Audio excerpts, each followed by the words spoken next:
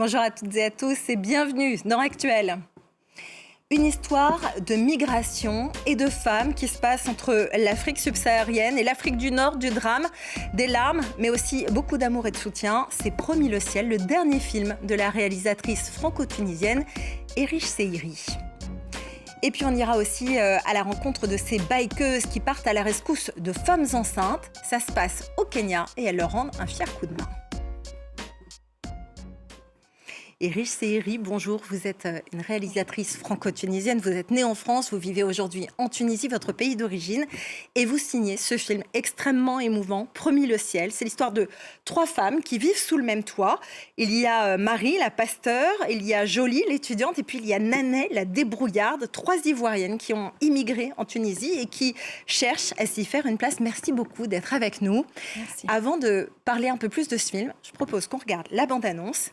Et on y revient juste après. Tu es au bon endroit. Tu es venu chercher celui qui n'échoue pas, celui qui n'échoue jamais, le roi des rois pour l'éternité. Alléluia. Alléluia. Comme ça, on va bien s'occuper de toi. Une cliente d'origine subsaharienne qui s'est trouvée était raflée par la police. Les tontons blancs là disent qu'on mange le chat. Toi, tu manges le chat? Je vais te manger. Oh.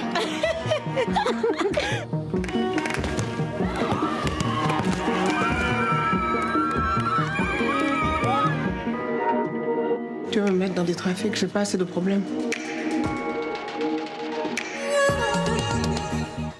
Voilà, on voit des larmes, mais il n'y a pas que ça dans votre film, Erich Seiri.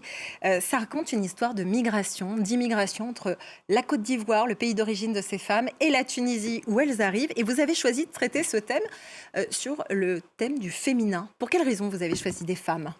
Parce que j'ai rencontré des femmes, d'abord, premièrement, et parce qu'on parle très peu de la migration féminine, parce que j'ai été surprise qu'une amie journaliste ivoirienne m'avoue qu'elle avait un deuxième métier et que c'était pasteur. Je ne savais pas que les femmes pouvaient être pasteurs aussi. Et donc, j'ai découvert tout un monde où, justement, ces églises évangéliques servent aussi de lien social, d'accompagnement, de soutien à des femmes, à d'autres femmes. Et j'ai trouvé ça tellement inspirant, plein de vitalité. Et j'ai eu envie d'apporter un autre maillon de la chaîne sur les histoires de migration. Vous auriez pu raconter cette histoire avec des personnages masculins ? Je pense que ça aurait été différent. En tout cas, ce qui m'a intéressée, c'était comment ces femmes étaient très entreprenantes. Et elles étaient, que ce soit dans le business, le rapport à l'argent, le rapport à la religion, etc. Donc oui, bien sûr, mais je pense que les parcours d'hommes migrants, on en a déjà eu. Il y a eu des histoires, des films qui ont été faits ces dernières années et qui ont été très, très beaux aussi. Mais je trouvais que c'était quand même des histoires qu'on voyait très, très peu, ces portraits de femmes. Vous avez travaillé votre scénario en vous inspirant aussi de la réalité, d'histoires qu'on vous a racontées, de personnages que vous avez rencontrés. Oui. Est-ce que, d'après votre expérience que vous avez pu voir, la migration, c'est plus difficile pour les femmes ? Les femmes sont en général de toute façon plus vulnérables sur le chemin de la migration. Elles sont victimes de tas de choses, sont obligées de faire certaines choses. On en parle un petit peu dans le film, mais c'est en filigrane. On laisse assez aussi pudique. C'est très pudique, ça laisse le spectateur à imaginer ce qui aurait pu arriver avant. Ils ont plusieurs vies, les migrants, leur parcours est très long. Mais c'est pas là que je voulais mettre la caméra. Je voulais vraiment voir ce moment de vie très particulier où le pays est aussi face à une crise migratoire, à une politique économique aussi qui est difficile, une situation économique difficile qui aussi pousse les autorités à être on va dire, assez violent avec la communauté migrante sur place. Et donc, on voit comment elles arrivent à tirer leur épingle du jeu de cette situation-là. Et moi, c'est ce qui m'intéresse, c'est comment on arrive à vivre et encore à survivre, mais vivre dans des situations pareilles. L'autre thème de ce film, c'est la sororité en réalité, parce qu'on voit ces 3 femmes qui sont constituées comme une famille d'adoption, qui se soutiennent les unes les autres. Il y a donc Marie, la pasteur, il y a l'étudiante, Jolie, qui aimerait un peu plus de liberté, et puis il y a Nanet, la débrouillarde. Cette sororité, c'est quelque chose qui vous tenait à cœur ? Je pense qu'elle est naturelle. Là où on trouve des femmes, on trouve de la sororité, on trouve de la solidarité, on trouve...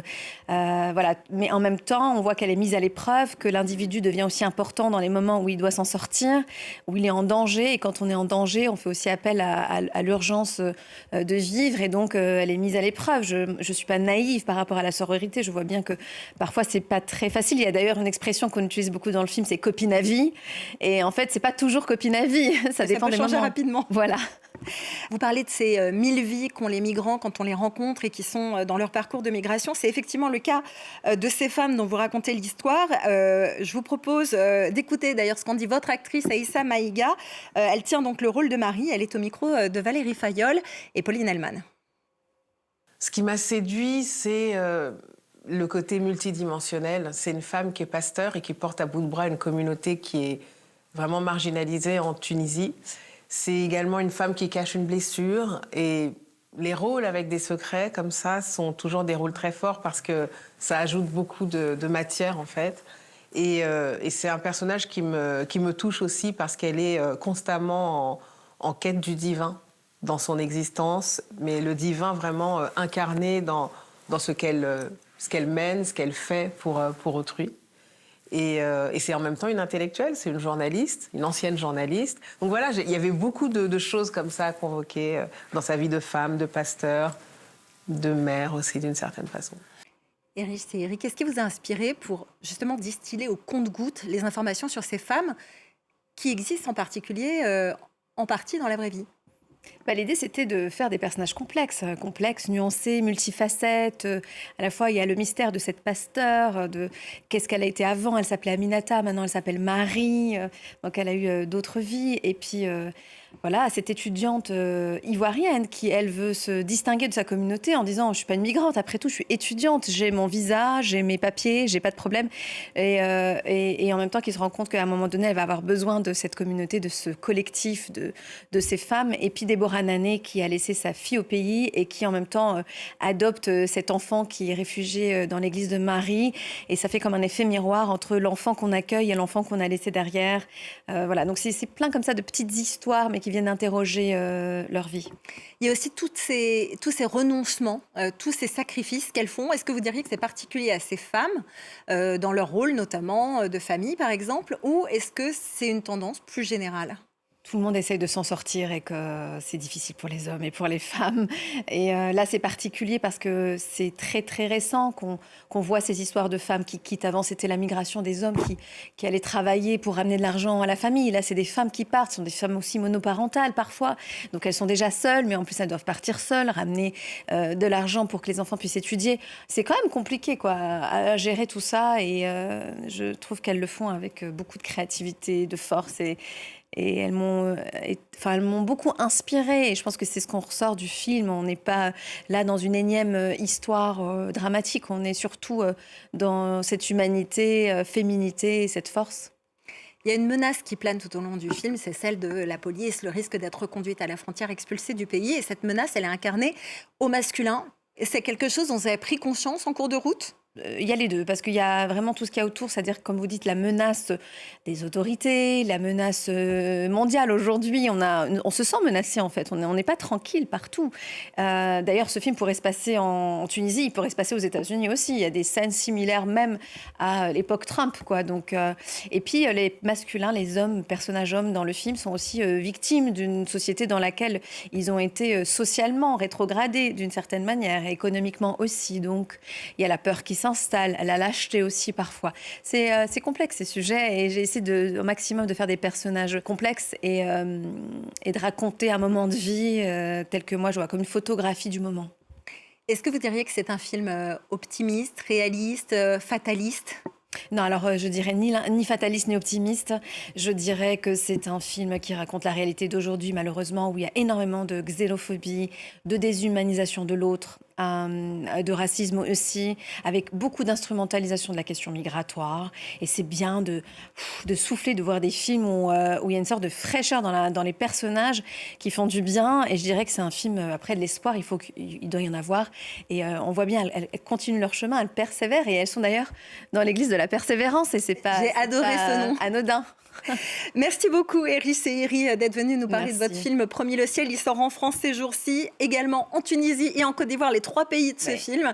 Merci infiniment et c'est un très beau film que je recommande à tout le monde. Merci. Merci beaucoup, Eris et Iri.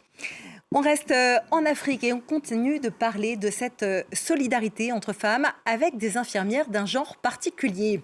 Au Kenya, les Boda Girls n'ont besoin de personne pour sauver des vies. Sur leur moto, elles parcourent les villages isolés pour amener les femmes enceintes à l'hôpital. Laurent Berstecher. Toutes vêtues de rose, elles arpentent les sentiers de la campagne kenyane dans un vrombissement de moteur.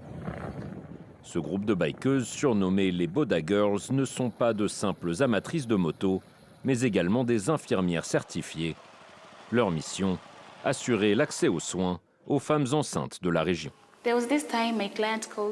Un jour, une cliente m'a appelée à 6 h du matin. Elle avait déjà perdu les os. Quand je l'ai amenée à l'hôpital, elle s'agrippait à moi. C'était difficile de conduire. Mais Dieu merci, nous sommes arrivés à temps et elle a pu accoucher sur place. L'initiative a été lancée en 2022 pour répondre à un besoin essentiel dans ces zones reculées de l'Ouest kényan. L'accès au transport est un enjeu majeur pour la santé des femmes, surtout dans les zones rurales où la distance et le coût entravent l'accès aux soins. Selon l'UNICEF, des milliers de femmes enceintes et de nouveau-nés meurent chaque année au Kenya de complications postpartum, des décès évitables que les Boda Girls espèrent aujourd'hui minimiser en offrant un moyen de transport ponctuel et gratuit vers l'hôpital. Ça a toujours été difficile de me rendre à la clinique. Je ratais souvent mes rendez-vous, mais aujourd'hui, c'est devenu beaucoup plus simple. Je préviens une des infirmières et elle vient me chercher en moto le jour J. Le programme commence déjà à porter ses fruits. Les soignants de la clinique Mati Babou affirment que les accouchements à l'hôpital ont augmenté de 67% depuis le lancement de l'initiative. Et c'est déjà la fin de cette édition. Merci à vous de nous avoir suivis. À très bientôt sur France 24.